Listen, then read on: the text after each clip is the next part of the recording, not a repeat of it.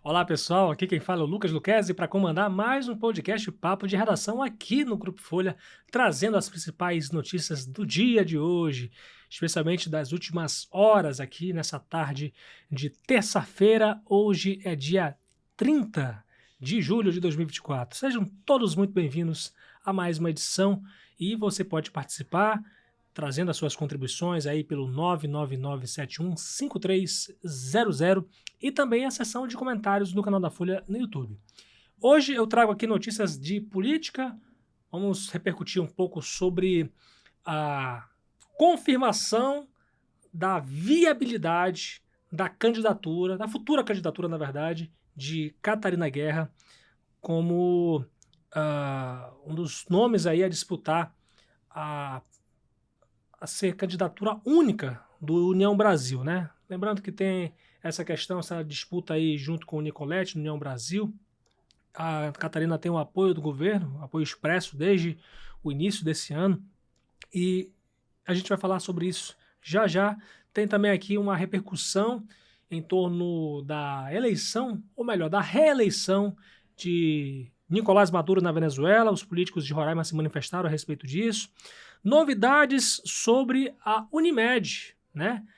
A Unimed chegou a fechar o hospital aqui em Roraima, um hospital particular, e isso evidentemente indignou a sociedade roraimense, que especialmente os sócios, né, as pessoas que dependiam desse plano de saúde, e a gente também tem esclarecimentos um pouco a respeito disso, né, os movimentos de institutos para poder reivindicar os direitos do consumidor, e claro, notícias policiais, aí, incluindo aí a notícia de, infelizmente, mais um estupro contra menor de idade. Gente, triste isso. Então participe conosco, fique aqui com a gente no nosso papo de redação. Deixa eu dar as boas-vindas aqui à minha colega de redação, primeiramente, Adriele Lima. Seja muito bem-vinda ao nosso podcast, Adriele. Oi, Lucas, obrigada pelo convite. Já ela vai falar um pouco sobre Unimed, né? Ela está se especializando nesse assunto aqui, que é de amplo interesse aqui das pessoas. As pessoas estão revoltadas, né, Adriele? Exatamente, todo mundo quer uma resposta. Com certeza. Eu não sou cliente da Unimed, mas eu imagino, né, como a gente se sentiria, né, nesse caso, desses desdobramentos aí em relação à cooperativa. Vamos lá, gente, vamos falar de política em primeiro lugar, né? Vamos falar de Catarina Guerra, porque veja bem, a Direção Nacional do União Brasil confirmou por 26 votos a 2 a viabilidade mínima da candidatura da deputada estadual Catarina Guerra para a Prefeitura de Boa Vista nas eleições municipais deste ano de 2024. Como a sigla também tem aí o pré-candidato Nicolete, que é deputado federal, presidente estadual do União Brasil, então a convenção, que está marcada para o dia 5 de agosto, deve ser marcada por uma eleição, uma prévia no União Brasil. Então, os convencionais eles devem decidir, então, no voto, quem é que vai ser o candidato ou a candidata única nas eleições municipais pela União Brasil, minha gente, aqui em Boa Vista. O negócio está quente, fervendo, né? Por conta dessa decisão, já recebi até informações de bastidores de que o deputado Nicolete está muito chateado, né? Inclusive a gente tentou falar com ele hoje, não conseguimos, né? Até porque o Nicolete já se manifestou que ele é completamente contra, né? Que não desistiria de forma alguma dessa candidatura, mas não se trata de que a Catarina Guerra é a única candidata, gente. Bom ressaltar isso. Tenho visto muitas postagens em redes sociais que afirmam que a Catarina Guerra é já a candidata do União Brasil. Até porque isso, em qualquer partido, funciona assim. É a convenção que confirma, que chancela, que homologa uma candidatura. Então, vai haver aí, possivelmente, essa definição entre Nicolete e Catarina no voto aí dos convencionais do União Brasil. Então, essas informações que a gente recebeu aqui são do advogado do partido em Roraima, o Alex Ladislau, né, que é especialista em direito eleitoral. Ele lembrou até de uma resolução interna que condiciona a formação de coligações partidárias em cidades com mais de 200 mil habitantes e capitais à aprovação da viabilidade mínima pela diretoria nacional. Critério que ele concorda que é um pouco subjetivo, né? Não tem muita definição do que seria a viabilidade mínima, né? Além disso, o Alex Ladislau esclareceu que, na reunião de segunda-feira em Brasília, a direção nacional não analisou Nicolete presidente estadual do União Brasil, porque ele já era pré-candidato desde 2023, inclusive teve até anúncio por parte da Executiva Nacional de que ele era o pré-candidato, né? Só que aí tiveram esses fatos novos, né? Com a Catarina entrando no páreo, e aí devem, então, na convenção, disputar voto a voto aí dos convencionais quem vai ser o candidato ou a candidata única nas eleições municipais pela União Brasil. Eu enviei questionamentos aqui ao Nicolete, né? Ele não atendeu a minha ligação, eu enviei por mensagem, mas até agora não recebi nenhuma resposta, né? A respeito dessas novidades, né?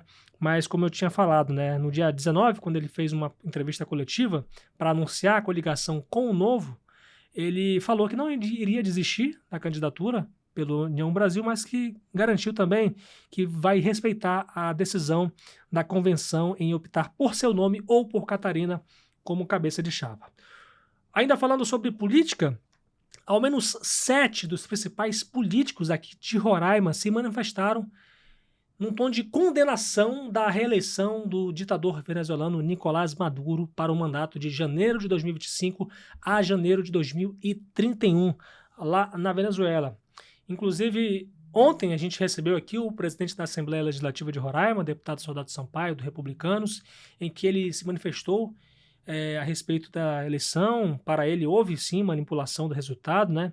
E cobrou uma resposta mais firme, né? Uma posição mais firme do governo brasileiro. Para ele, enquanto um conselho estiver escondendo as atas das eleições, se negando a dar transparência, não podemos reconhecer a vitória de Maduro, simplesmente porque ele quer.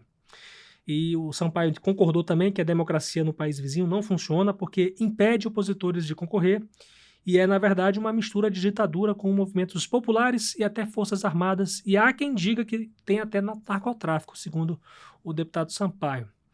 O prefeito de Boa Vista, Arthur Henrique, do MDB, se disse muito indignado com mais esse ataque à democracia na Venezuela. Ele defendeu a revisão dos resultados para garantir a vontade popular e cobrou uma posição firme do governo brasileiro para exigir do país a comprovação da apuração dos resultados. É um posicionamento do prefeito Arthur Henrique. Abre aspas para ele: a gente sabe que toda essa instabilidade vai acabar trazendo consequências aqui para Roraima e para Boa Vista. Tudo que a gente está vendo na TV, mais uma crise, conflitos, tudo isso tem grande chance de aumentar o número de pessoas migrando para cá e não temos condições de segurar isso sozinho. Vão ser mais e mais pessoas doentes, vítimas de uma ditadura que vão estar pedindo socorro nas nossas unidades de saúde. Milhares de pessoas vão cruzar a fronteira chegando aqui sem ter o que comer. Fecha aspas aí para o Arthur Henrique.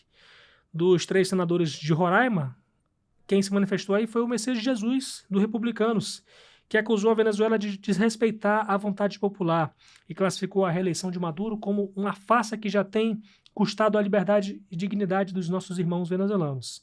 Para o Messias, a ditadura da esquerda rouba mais que o resultado eleitoral, rouba a esperança dos venezuelanos. O governo brasileiro não pode ser cúmplice desse crime contra a democracia. 4 dos 8 deputados federais usaram as redes sociais para se manifestar. Em nota de repúdio, Gabriel Mota, do Republicanos, classificou a reeleição do ditador como um golpe à democracia. Abre aspas para o Gabriel Mota: em Roraima, estado que mais acolheu venezuelanos, enfrentamos uma crise migratória sem precedentes que só tende a piorar. A comunidade internacional deve agir, defende aí o Gabriel Mota. Então, a manifestação aqui de boa parte dos principais políticos aqui do estado de Roraima. E vamos falar aqui com a Adriele Lima, né? Superando um pouco aqui esse tema tão polêmico, né? Sim. A Adriele Lima sabe muito bem o quanto esse tema ele chama a atenção do povo nas redes sociais e que também chama a atenção, Adriele, é o assunto Unimed, né? Que muita gente passou anos e anos aí acreditando na Unimed e aí está passando por essa crise severa, e você tem esclarecimentos a respeito disso, né? Inclusive, acho que você conseguiu até falar com o pessoal da Unimed, né? Você vai me confirmar aí.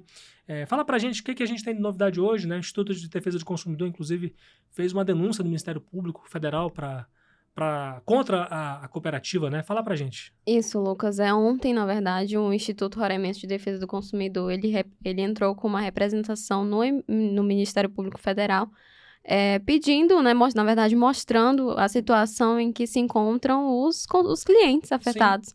Com o fechamento do hospital, que não tem resposta, né? Simplesmente os consumidores, os clientes ligam pedindo informações, falando a situação e não conseguem um esclarecimento ainda até hoje, desde o fechamento que aconteceu no dia 18, ou seja, são mais ou menos mais de 10 dias, né? Dia 18, sim. Sem uma resposta assim, concreta do que levou ao fechamento e do que proceder caso precise de atendimento e o que acontece com os serviços. Então, mesmo sem ter uma resposta, né, o Instituto, ele entrou aí no Ministério Público mostrando, na verdade, a situação e pedindo uma conversa com o procurador responsável pela situação, quem vai assumir, para pedir mais informações, para conseguir mais detalhes sobre essa situação. O advogado à frente do Instituto, o doutor Raulins Coelho, ele também entrou em contato com a ANS, que é a Agência Nacional de Saúde Suplementar, pedindo também que a ANS intervisse nessa situação para que a Unimed, pelo menos, conseguisse restabelecer alguma coisa do serviço de atendimento. E ele também não conseguiu resposta sobre isso, ele chegou até a conversar com o presidente, né? Ele me relatando essa situação. Ele chegou a conversar com o presidente, falou o que estava acontecendo, mas não foi para frente. Sim. Então, de novo, não teve resposta sobre essa situação e ele acabou entrando com essa ação no Ministério Público Federal, e aí agora a questão é só aguardar novos desdobramentos aí na Justiça.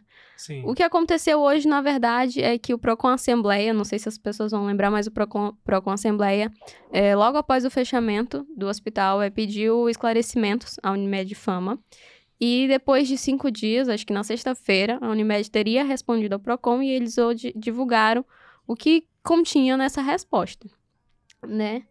A Unimed falou que, apesar dos desafios que vem enfrentando e do fechamento do hospital, os serviços de atendimento da Unimed não vão ser encerrados, né? Então não acabou. Não acabou. O que fechou foi os atendimentos do hospital. Sim. Né? E aí, a previsão até de que eles aumentem a quantidade de credenciados. É o que conta lá na resposta para o Procon Assembleia. E aí, o que eles orientam é de que os beneficiários, caso necessitem de informações, entrem em contato com o SAC, lá com o 0800, que é disponibilizado atrás da carteirinha, e peçam novas informações. Aí, o que é orientado pelos advogados, pelo PROCON e pelos especialistas na defesa do consumidor?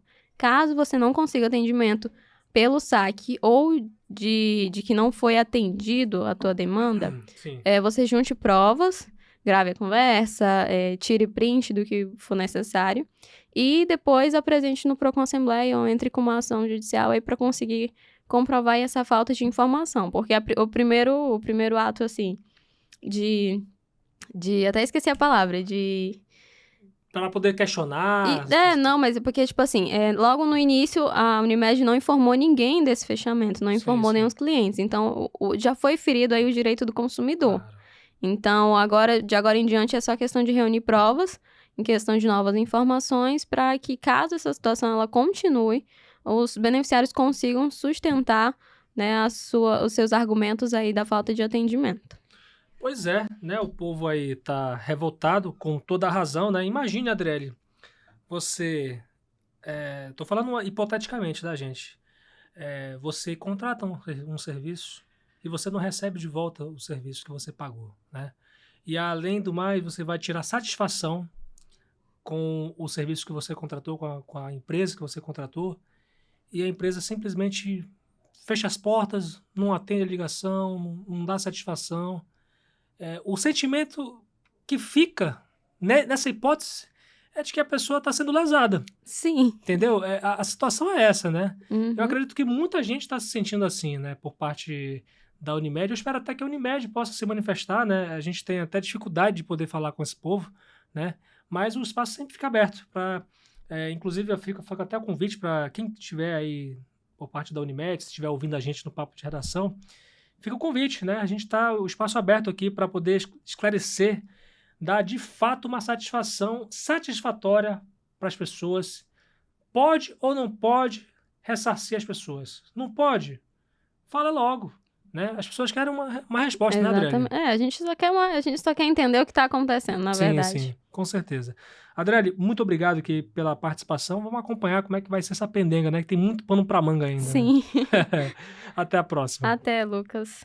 Vamos lá, gente. Vamos falar de polícia agora com Marília Mesquita está aqui comigo. Seja muito bem-vinda, Marília, ao nosso podcast mais uma vez. Oi, Lucas. Oi para você que está acompanhando o nosso papo de redação aqui pelas ondas da 100.3 e também pelo nosso canal no YouTube. Muito bem, Marília. Vamos lá, temos muitas notícias aqui de polícia, né? A gente, na verdade, destacou aqui pelo menos 4. E esse assunto indigna qualquer pessoa, né? Um idoso foi preso por estuprar a própria neta de 4 anos no município de Cantá. O município de Cantá, recentemente, né, se destacando por crimes de estupro, né? Infelizmente, né, Marília? Isso, o interior do estado, de um modo geral, ele Sim. acaba se destacando aí por esse crime, não só por esse, mas outros, mas Claro. o crime de estupro é um que se destaca bastante e dessa vez foi um idoso de 87 anos que ele foi preso pelo crime de estupro de vulnerável após ser visto cometendo abuso sexual contra a neta de 4 anos. E esse caso aconteceu na noite dessa segunda-feira na Vila Serra Grande 1, no município do Cantá. A 4ª Companhia Independente de Policiamento de Fronteira foi acionada pelo Conselho Tutelar para atender a ocorrência. Quando a polícia chegou na casa do idoso, a guarnição foi informada pela mãe da vítima, que estava lá desde as 5 horas da tarde. Em certo momento, ela teria percebido que a criança estava deitada na rede com o idoso e observando que ele estava abusando da neta. Diante disso, a mãe retirou a filha de lá e ligou para o Conselho Tutelar. Quando a equipe estava no local, uma testemunha disse que já havia presenciado a mesma situação outras vezes. Os policiais apresentaram o idoso e a vítima, acompanhada da mãe e do Conselho Tutelar do município, na Delegacia de Polícia do Cantá para as providências cabíveis. Muito bem. E que esse monstro aí, ele possa ser punido, né? Se for realmente a justiça comprovar tudo isso, a polícia comprovar tudo isso, né? Que possa pagar, que esse rapaz possa pagar.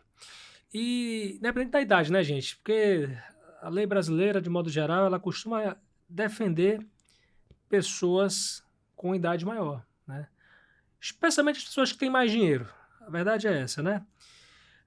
Olha só, Marília, tem também esse caso aqui em que um adolescente, mais uma situação envolvendo menores de idade, né, com menos de 18 anos aí, que tem os seus direitos violados, uma adolescente acabou sendo agredida com chutes pelo companheiro bêbado em Pacaraima. É isso mesmo? Isso. O companheiro dela é um também jovem, recém saiu das fraldas, um jovem de 19 anos, e esse caso aconteceu também na noite dessa segunda-feira, dia 29, no município de Pacaraima. O jovem, ele chegou bêbado na casa do casal e começou com as agressões após se irritar com a vítima. Uma guarnição da 1ª Companhia Independente de Policiamento de Fronteira foi até o local e a vítima disse o seguinte, que o casal está junto desde os 13 anos da menina e que ele sempre a agrediu.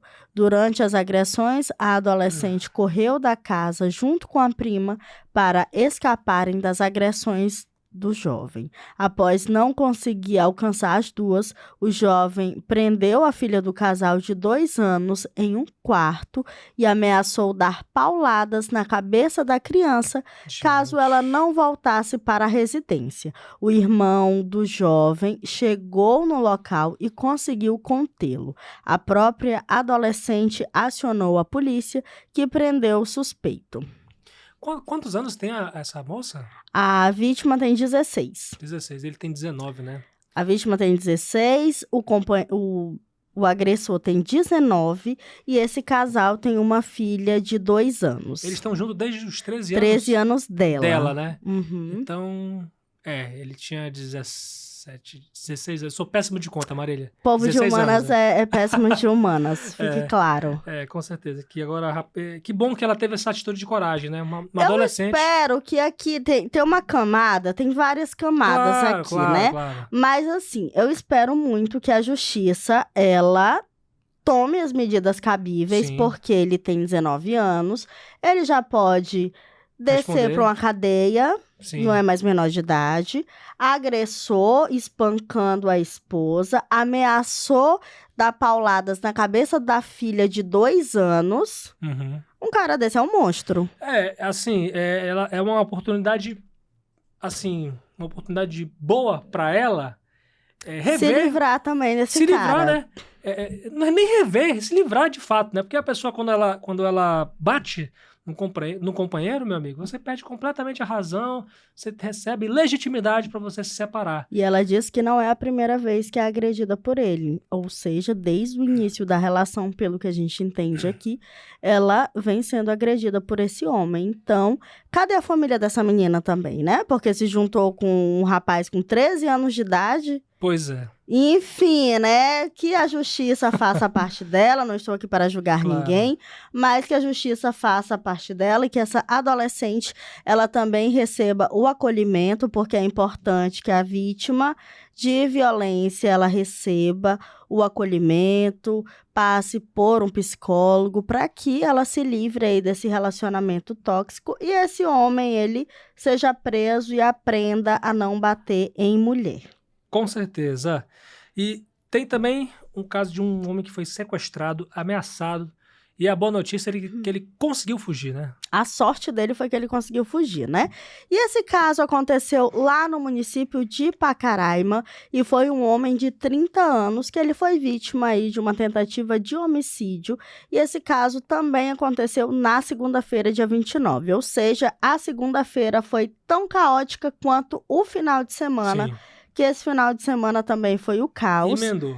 E aconteceu no interior do estado aí ganhando um destaque Sim. imenso.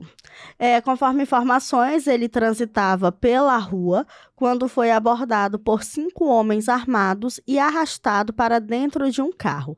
A vítima contou para a polícia que após ser sequestrado, ele foi ameaçado de morte durante todo o trajeto e agredido com coronhadas na cabeça e no rosto. Segundo ele, em certo momento, conseguiu se desvencilhar dos sequestradores e pulou do carro em movimento. O homem Nossa. correu até um mercado próximo e pediu ajuda para um funcionário que ligou para a polícia. A guarnição, ele disse que havia reconhecido 2 infratores. Devido aos ferimentos no rosto e na cabeça, a vítima foi levada ao hospital de Pacaraima para receber atendimento médico e ele foi apresentado na delegacia de polícia aí para contar essa história direitinho para o delegado de plantão. Eita, Marília. Boa Vista, ou melhor, Roraima não é para amadores mais, né? Não mesmo. Infelizmente. Marília, para fechar aqui, a Polícia Rodoviária Federal apreendeu mais de 1 tonelada de casterita na BR-174, então deu tempo até de combater o garimpo, inclusive. Isso mesmo, aqui teve de tudo hoje. Teve estupro, violência, sequestro e garimpo. Dessa vez foi uma caminhonete aí que foi apreendida com... Foi uma caminhonete apreendida aí com 1,350 quilos de casterita, que foi apreendida aí pela Polícia Rodoviária Federal, também nessa segunda-feira, durante um patrulhamento na BR-174 em Boa Vista. O motorista, ele tentou fugir após avistar a fiscalização e foi seguido por cerca de 15 quilômetros até abandonar o veículo e desaparecer. Durante o policiamento na BR-174, o condutor da picape empreendeu fuga ao visualizar a fiscalização policial e aí, após esse acompanhamento tático, o veículo foi encontrado, mas o condutor não foi alcançado. Ao realizarem a vistoria no veículo, os policiais encontraram diversos sacos contendo minério, ou seja, casterita, oriundos aí do garimpo ilegal. O veículo e a mercadoria foram apresentados na Polícia Federal. Muito bem, e agora vai aí se explicar, né? Federalmente, né? Não sei nem se existe esse advérbio aí, mas... Agora existe, a gente inventa cada palavra, né? Aqui. A gente é formador de opinião, também formador de advérbios e palavras e tudo mais, né? Marília, agradecer demais aqui a sua participação, sempre abrilhantando aqui o nosso papo de redação. Até rimou, hein? Obrigado, hein? Eu quero essa rima todas as vezes. essas rimas ruins, inclusive. Gosto. Eu só prometo piadas ruins aqui. Mas, Lucas, é um prazer participar do Papo de Redação. Vou indo junto. por aqui. Você que está nos acompanhando, continue aí acessando a Folha BV e até a próxima. Então, fechamos essa edição do podcast Papo de Redação de hoje, gente. Lucas Lucchesi aqui para comandar e encerrar também o nosso podcast de notícias aqui do Grupo Folha. Agradecimento especial à minha equipe, Fabiano Lopes, o Gilver Herrera, John Hudson e Aduan Figueiredo. Peço a vocês para seguirem as nossas redes sociais no Instagram, no Facebook, no X e no YouTube, como Folha BV, Rádio Folha BV no Instagram, Folha FM 100.3 no Facebook e no YouTube, e a minha rede social pessoal também no Instagram, @LucasLuchesi, LuCKEZE, o meu sobrenome para facilitar a sua busca aí no Instagram, e acompanhe, claro, os nossos bastidores lá, e convite para você continuar aqui na nossa programação da rádio, né? Em seguida tem o MP Boa com o Fábio Tarcísio, e amanhã, 7h30 da manhã, Natanael Vieira traz as primeiras notícias do dia no Bom Dia Roraima. Muito obrigado, minha gente. Fique ligado também em portal folhabv.com.br com notícias a qualquer hora do dia. Muito obrigado. A gente volta amanhã, se Deus quiser.